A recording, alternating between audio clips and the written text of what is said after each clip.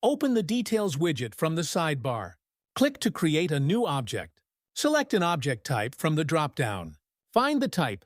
Choose the type item. Enter the name for your item. Proceed to write a description for your item. Click on Create to finalize this object. Activate Edit Mode now. Click to view the classifications. Select the classification Finished Good. Choose Buy or Make for your item. Select the Make option. Now select the item's color. Pick black as the color. Save your changes by clicking on Save. Open the Information pane now.